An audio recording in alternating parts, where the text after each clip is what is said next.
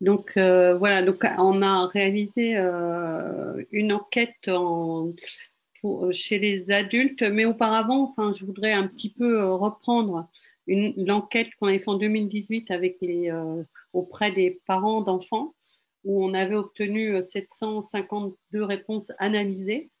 Et alors, je vais vous bouger parce que je ne vous ai pas mis les bons côtés, du coup, je ne vois pas mes diapos.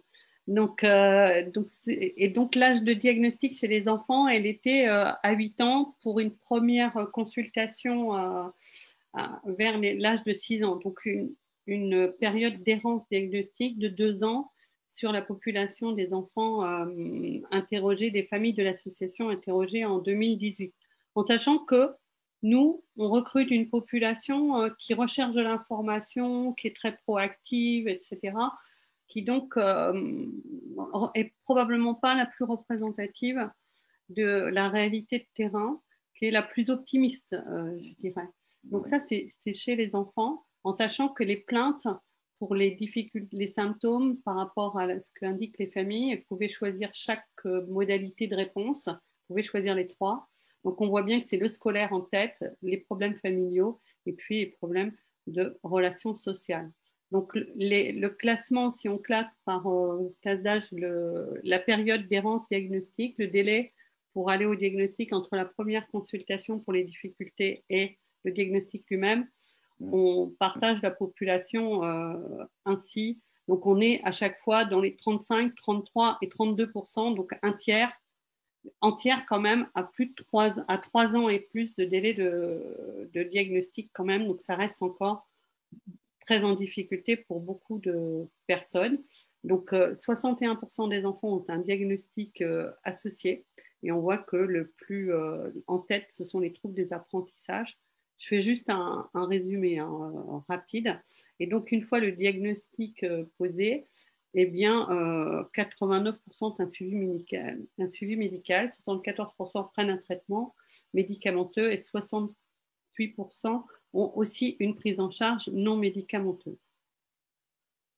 Et donc, 66%, donc c'est les 2 tiers qui font une demande de MDPH, quoi. Donc ça, c'est intéressant de voir parce qu'il y a quelques années, on en avait quand même beaucoup moins et les parents étaient moins bien informés. Mais là encore, on a les parents de l'association qui sont très bien informés. Donc maintenant, je voulais en venir à cette étude Esprit sur le parcours des adultes. Donc là, je tiens à prévenir quand même parce que ce sont les premiers résultats, on commence juste à analyser les résultats. Donc on a mis des résultats avec des chiffres sans virgule parce que ça demande d'être encore consolidé. Hein. Donc on fait de notre mieux, mais bon, on a fini avec Yoris hier soir en demandant des données encore. Enfin bon, même ce matin, Lucia nous en donnait. Mais voilà. Alors Lucia, son nom étant plus gros, je suis désolée, je n'ai pas remis en petit, mais c'est parce que Lucia, c'est le professeur qui nous supervise. Voilà.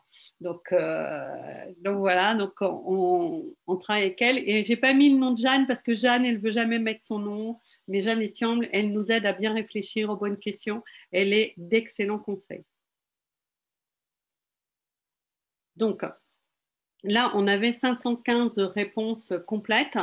On en a analysé 450 et on peut dire que l'âge moyen des personnes ayant répondu est de 41 ans.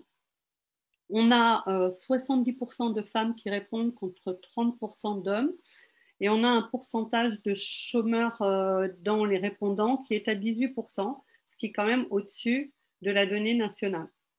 Là, on a récolté des réponses entre juillet et septembre 2020. Hein. Donc voilà, 17% travaillent en temps partiel et il me semble que ça, ce n'est pas forcément très différent de la population générale.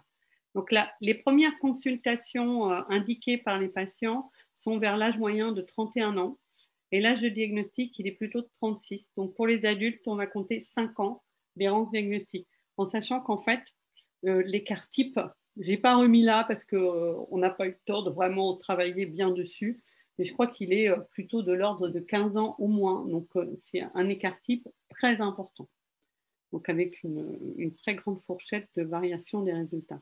Et si on regarde le parcours scolaire des patients, c'est 63% qui ont redoublé, Et donc ça, c'est absolument important.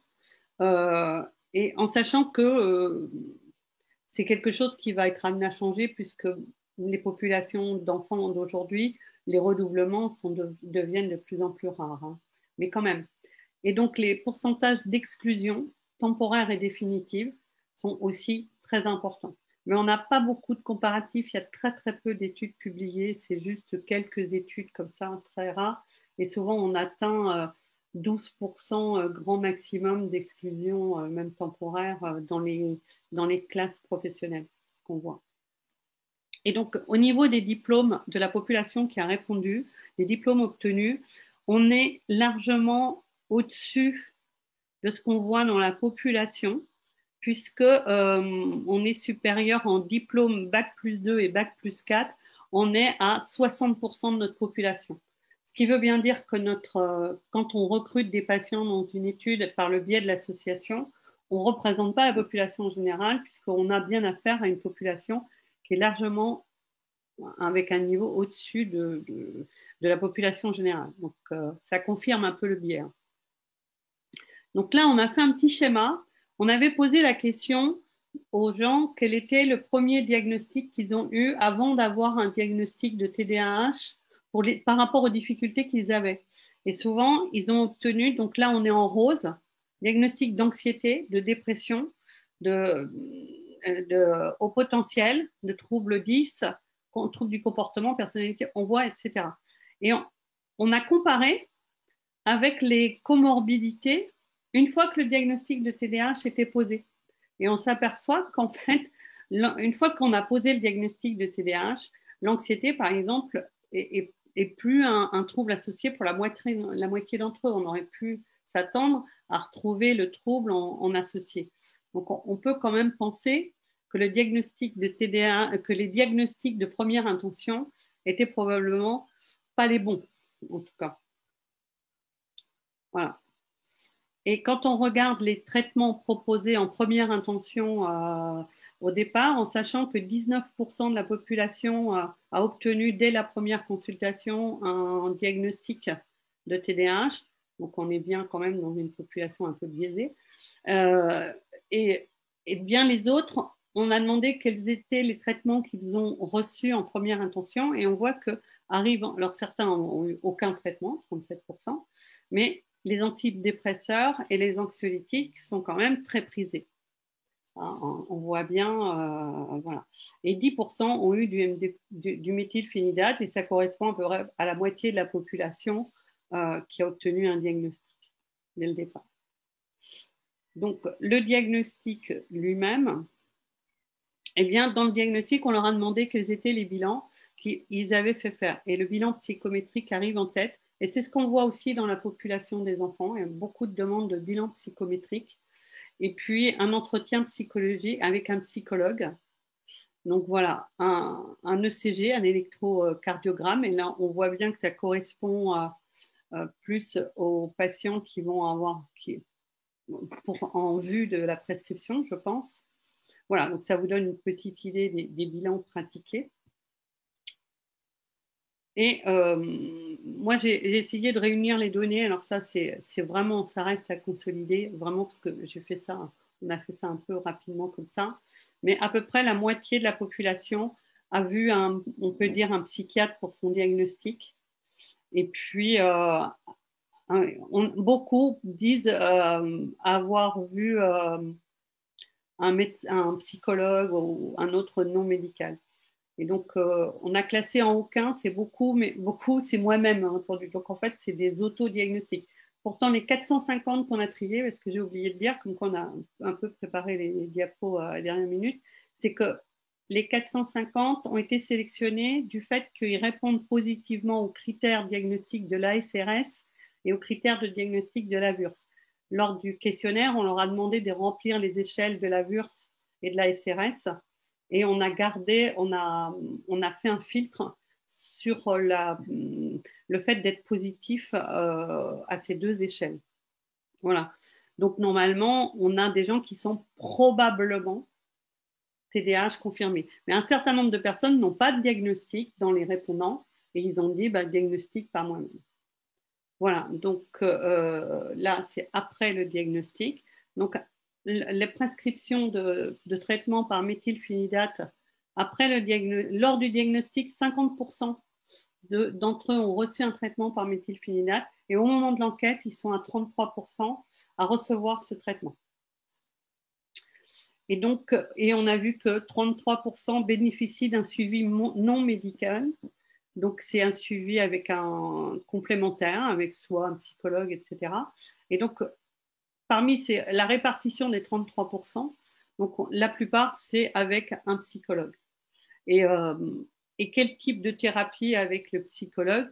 C'est beaucoup des TCC, TCCE, comme on dit maintenant, et, ou un psychologue, 25%, un quart, un psychologue non TCC, et, ou du coaching. C'est ce qui arrive en tête, avec remédiation, etc. Et après, voilà, ça c'était les premiers résultats. Voilà, on n'a pas, c'était vraiment assez court. Et donc, ça, c'est un peu la diapo que je fais pour expliquer ce qu'on, en tant qu'association, on essaye d'obtenir.